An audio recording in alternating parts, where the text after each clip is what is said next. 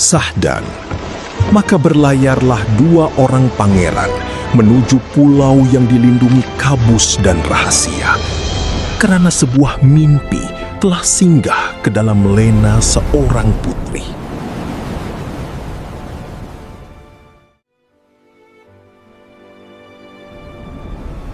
Maya, Ananda Beta.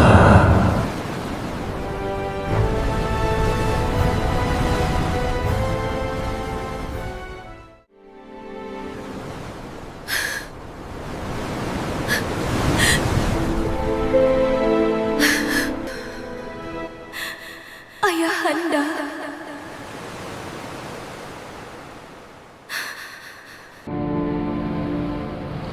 Waktu Beta hampir habis.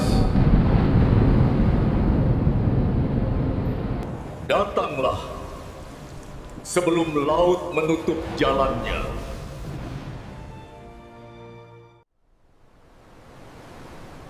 Di mana Ayahanda berada?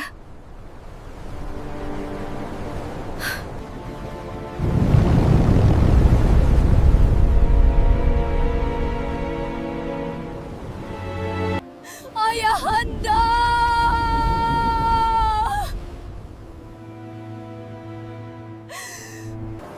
Ayahanda!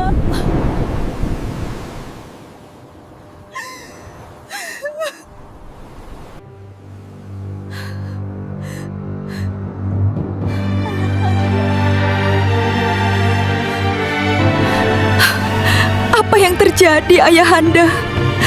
Di mana Ayah berada? Kakanda, apa yang terjadi? Sahdan, dalam tangis yang bergetar dan air mata yang tiada reda, Putri Mayang pun mengungkapkan segala peristiwa kepada putri bungsu. Aku melihat Ayahanda. Itu hanya mimpi. Tidak. Baginda Raja Buan masih hidup.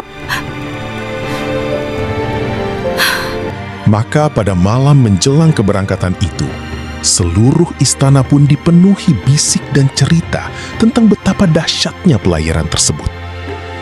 Adapun pada malam itu, balairung kerajaan dihimpuni para menteri, hulu balang, serta segala penasihat negeri.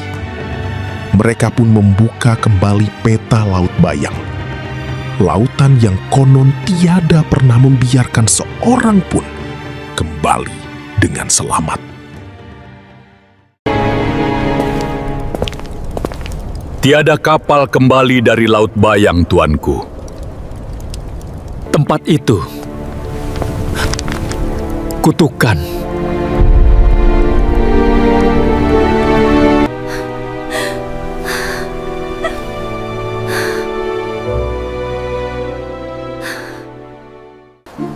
Jika Raja Buan masih hidup, maka Beta akan membawanya pulang.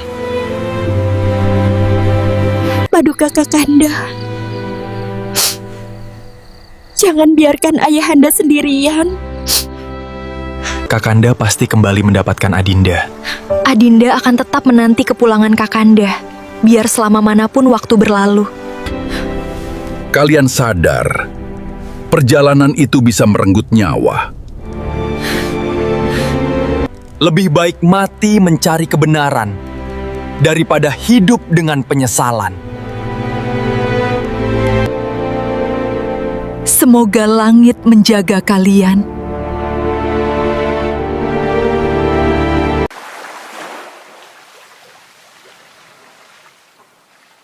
Pulanglah. Bersama dengan ayahmu.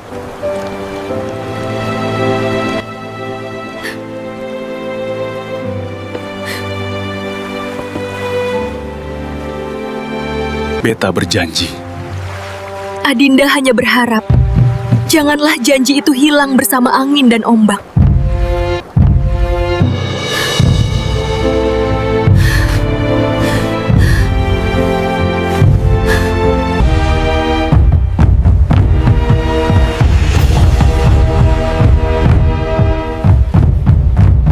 Laut tampak tenang saat mereka berangkat. Namun, misi yang mereka emban jauh dari kata damai. Didorong oleh kehormatan dan tanggung jawab, Hang Nadi dan saudaranya, Hang Nazar, berdiri di geladak kapal besar perisai angin. Layarnya mengembang seperti sayap penjaga yang gagah. Di tangan mereka hanya ada dua petunjuk rapuh menuju takdir yang tak pasti. Sebuah peta tua yang sobek dimakan waktu, dan sebuah jurnal usang ditulis dengan tinta yang mulai pudar oleh Raja Buan yang hilang.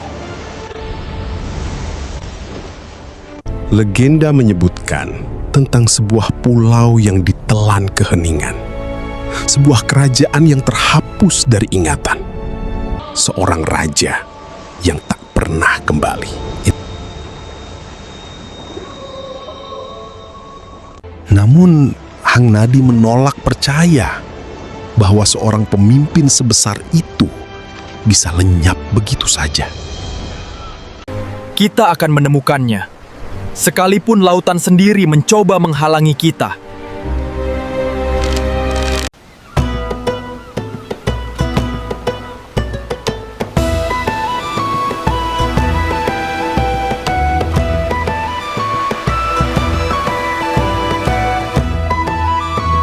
Hari berganti malam saat kapal membelah luasnya samudra.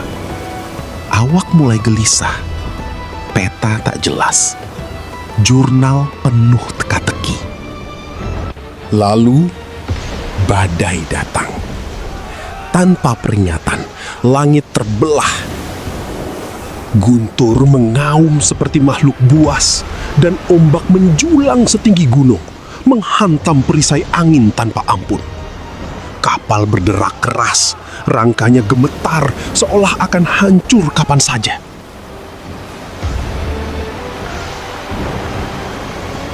Pegang erat tali, jangan lawan ombak, ikuti iramanya. Kilat menyambar, menerangi wajah-wajah penuh ketakutan.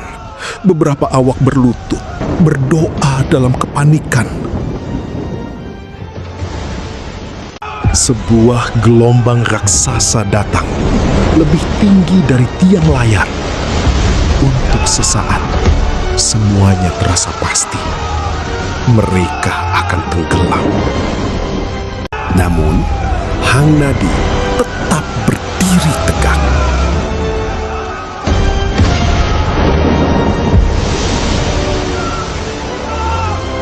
Tetap kuat. Kita tidak akan mundur. Tidak sekarang.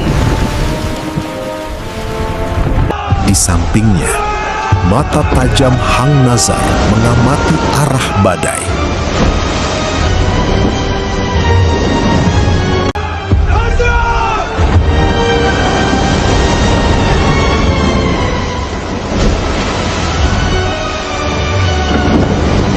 Arusnya berubah mengikuti angin.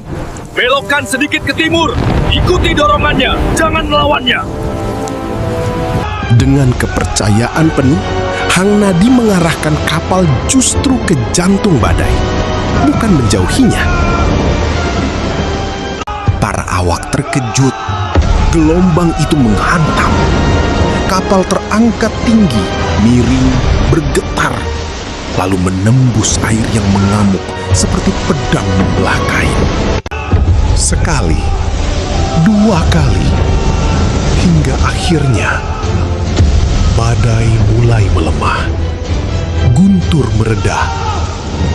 Laut yang tadinya ganas perlahan kembali tenang.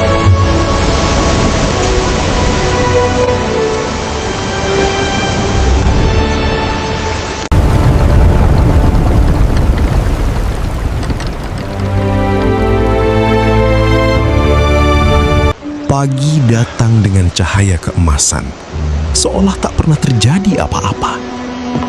Dengan tubuh lelah namun masih hidup, para awak berkumpul kembali.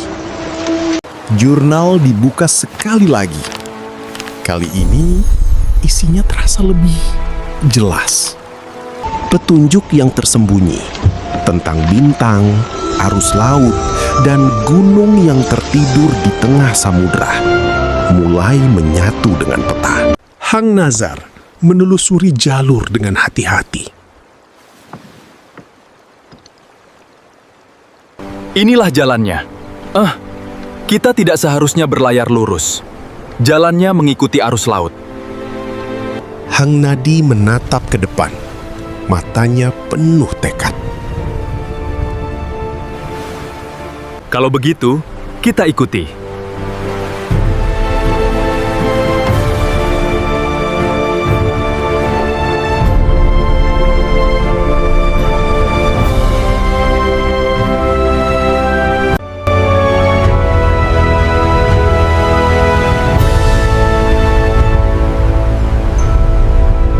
Beberapa hari kemudian, saat matahari mulai tenggelam di ufuk, sebuah bayangan muncul di kejauhan.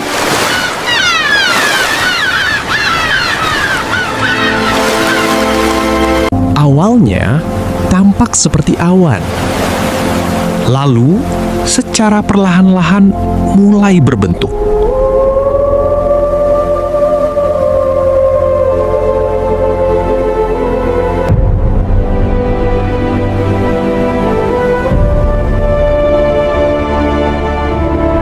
Menjulang dari laut, seperti kenangan yang lama terkubur, diselimuti kabut dan misteri.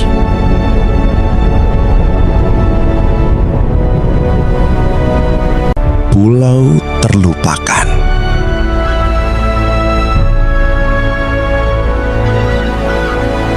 Kesunyian menyelimuti kapal.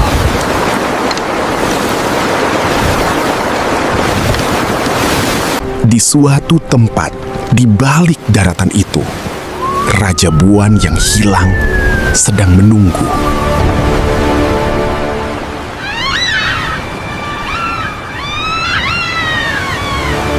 Dan perjalanan ini baru saja dimulai.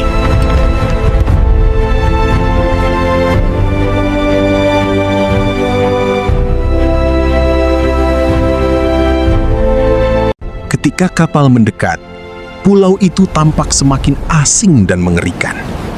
Pantainya hitam seperti abu kematian. Tidak ada suara burung, tidak ada suara hewan. Hanya desir angin dingin yang terdengar seperti bisikan manusia tua. Saya tidak menyukai tempat ini. Pulau ini terasa hidup. Atau mungkin sedang menunggu seseorang. Saya tidak suka tempat ini, Tuan. Perasaan takut belum cukup untuk membuat kita berbalik arah. Dengar baik-baik, tidak ada seorang pun yang turun ke darat tanpa perintahku. Kalian tetap di kapal, jaga obor tetap menyala, dan awasi keadaan sepanjang malam. Jika kami belum kembali sebelum fajar, jangan ada yang menyusul. Baik, Tuan. Abang benar-benar ingin memeriksa pulau itu sekarang? Megat, kemarilah. Hamba di sini, tuanku Hang Nadi. Kau ikut aku dan Hang Nazar turun ke darat. Kita periksa pantai dan hutan di sekitar sebelum malam semakin larut.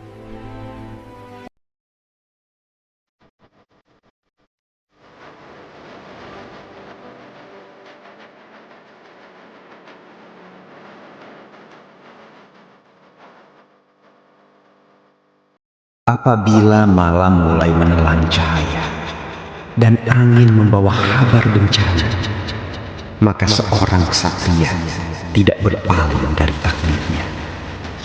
Biar tubuh rebah di sapa luka, biar darah tumpah membasahi bumi, namun sumpah dan maruah tetap dijunjung hingga ke akhir hayat.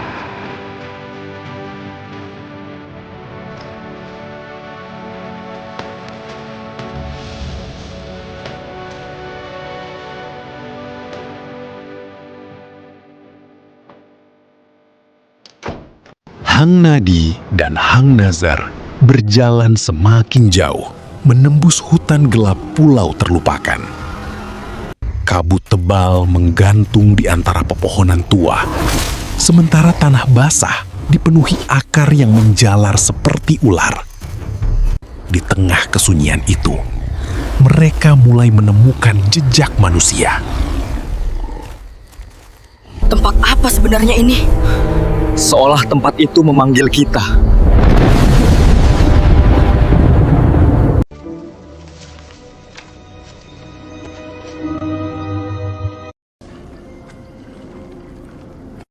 Ada seseorang yang pernah hidup di sini. Bukan hanya hidup, tetapi menunggu. Baginda benar-benar hidup di pulau ini. Bertahun-tahun sendirian. Bagaimana seseorang bisa bertahan di tempat seperti ini? Angin malam mendadak berhenti. Hutan menjadi sunyi.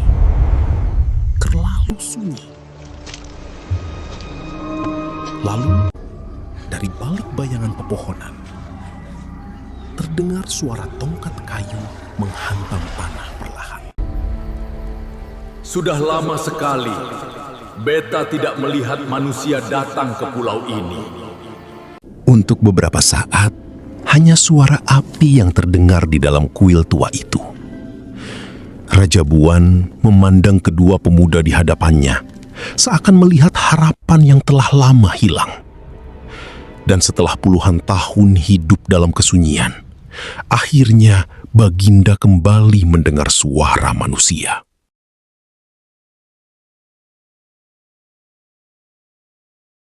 Pangeran Hang Nadi, Pangeran Hang Nazar, Beta amat bersuka cita dapat bersua dengan kalian berdua. Paduka, kami datang untuk menjemput Paduka pulang. Pulang. Aku hampir lupa seperti apa rasanya mendengar suara manusia. Seluruh negeri mengira Paduka telah mangkat. Hanya Mayang yang percaya Paduka masih hidup. Dengan keyakinannya lah kami bisa ada di sini. Mayang, putriku yang tersayang. Aku sudah banyak mengecewakannya. Aku belum mati, tetapi aku juga tidak lagi hidup. Kami berlayar menuju timur. 50 kapal, prajurit terbaikku, para cendekia, para sahabat. Lalu laut mengkhianati kami. Badai itu bukan badai biasa. Maka petir pun menyambar armada Beta tanpa belas kasihan. Dan lautan mengganas seperti hendak menelan seluruh negeri. Ombaknya menggunung tinggi, melebihi menara istana yang pernah Beta dirikan dengan segala kemegahan. Bahtera Beta pecah berderai, bagai buluh tua diinjak gajah liar. Pada saat itulah Beta kehilangan segala-galanya. Maka sungguh Paduka masih selamat jua setelah sekian lamanya. Aku terdampar di pulau ini bersama 7 orang lainnya. Mula-mula kami berharap bantuan datang. Hari berubah menjadi bulan. Lalu satu demi satu mereka mati. Aku berbicara sendiri agar tidak lupa suara manusia. Aku menghafal bintang agar tidak kehilangan arah. Aku bertahan karena aku percaya suatu hari seseorang akan datang. Benarkah Paduka menanti kami datang ke pulau ini? Tidak, aku menunggumu.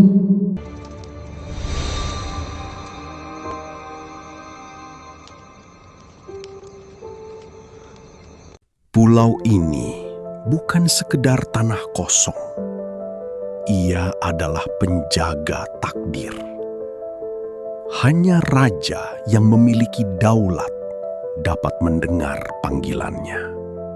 Jadi, pulau ini jua yang memilih tuanku.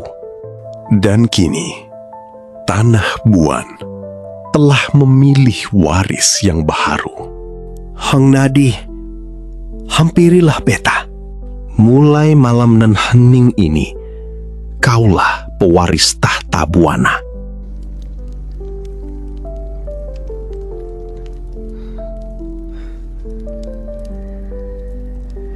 Daulat tuanku, akan tetapi waris Buan selayaknya ialah Hang Nazar.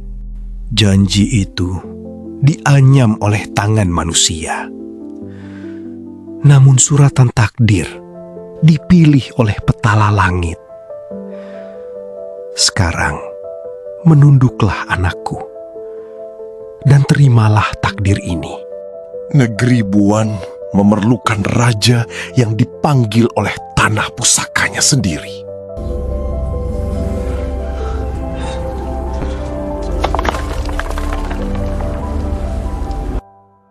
Hang Nadi terdiam lama. Dalam dadanya berkecamuk badai yang lebih dahsyat daripada laut bayang. Jika ia menerima titah itu, maka hubungan dua kerajaan bisa retak. Rakyat mungkin menganggap Raja Buan mengkhianati sumpah persahabatan lama. Bahkan Raja Masuri mungkin merasa putra sulungnya dirampas oleh negeri lain. Tetapi jika ia menolak, Buan akan kehilangan pemimpin. Negeri yang telah hancur oleh Garuda dan kutukan arwah itu akan tercerai-berai tanpa arah. Hang Nadi memejamkan mata. Dan untuk pertama kalinya dalam hidupnya, ia memahami betapa berat mahkota seorang raja. Mahkota bukan lambang kemuliaan, melainkan beban pengorbanan. Tidak semua adik mampu melihat kakaknya menerima sesuatu yang dahulu dijanjikan kepadanya. Tetapi Hang Nazar tidak pernah memandang kekuasaan lebih tinggi daripada cinta kepada keluarganya.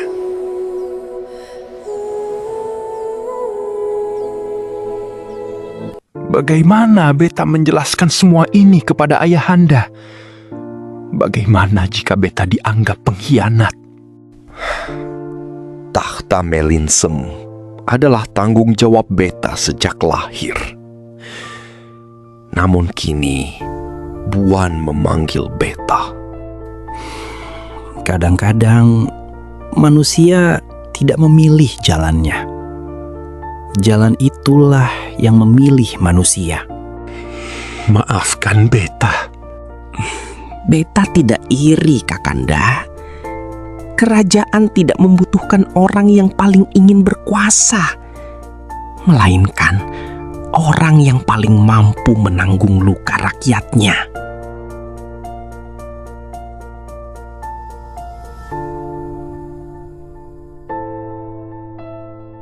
Kita bersaudara. Tahta tidak akan pernah mengubah itu.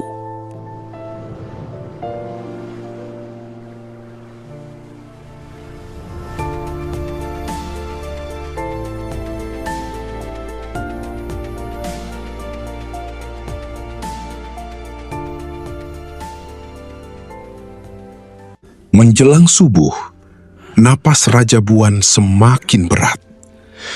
Tetapi sebelum ajal datang, Baginda masih menyimpan satu kerinduan terakhir.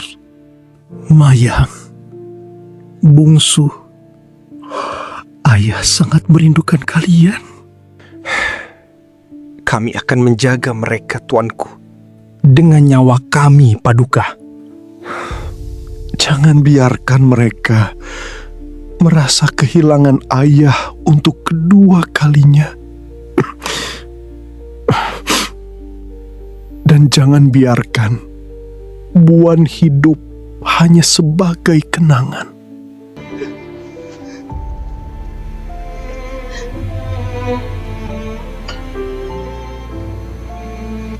Ketika matahari pertama menyentuh reruntuhan kuil, Raja terakhir Buan akhirnya melepaskan napasnya, dan alam turut berkabung. Seolah pulau itu hidup hanya untuk menjaga sang raja. Pulau terlupakan mulai runtuh ketika Raja Buan wafat.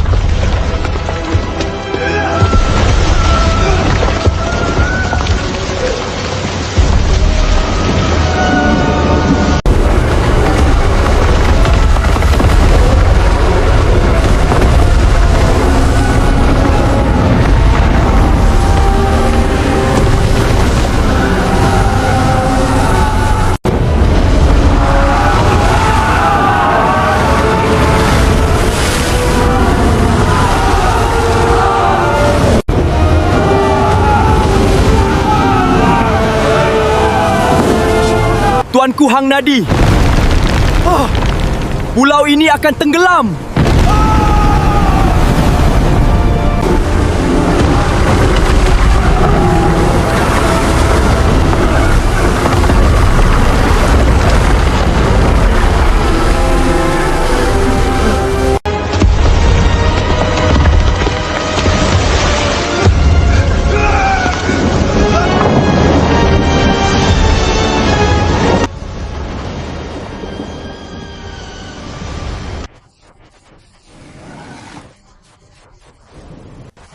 Perjalanan pulang terasa jauh lebih sunyi, karena mereka tidak lagi membawa harapan, melainkan warisan.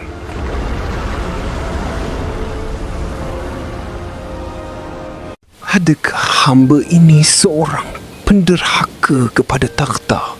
Tidak. Kakanda hanya sedang mengikuti jalan yang dipilih takdir. Terkadang, manusia harus mengecewakan masa lalu demi menyelamatkan masa depan.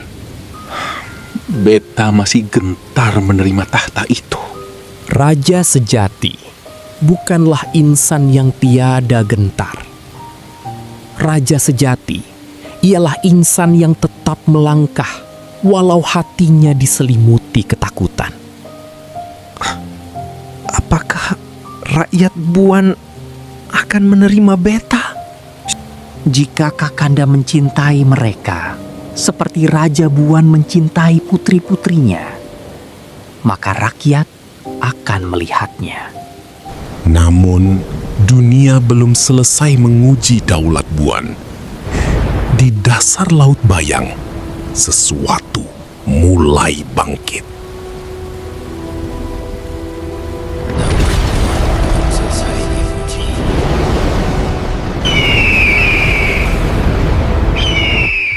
Maka para pujangga Melayu pun menuliskan kisah itu dalam lembaran tua, bahwa laut dapat memisahkan manusia, tetapi takdir akan selalu menemukan jalannya pulang. Bahwa kerajaan dapat runtuh oleh perang dan kutukan, tetapi tidak oleh cinta dan persaudaraan. Dan bahwa seorang raja sejati bukanlah dia yang paling haus akan mahkota, melainkan dia yang sanggup memikul penderitaan rakyatnya tanpa kehilangan belas kasih. Namun kisah Buan belum selesai, karena setiap kerajaan besar selalu dibangun di atas ujian yang lebih besar lagi.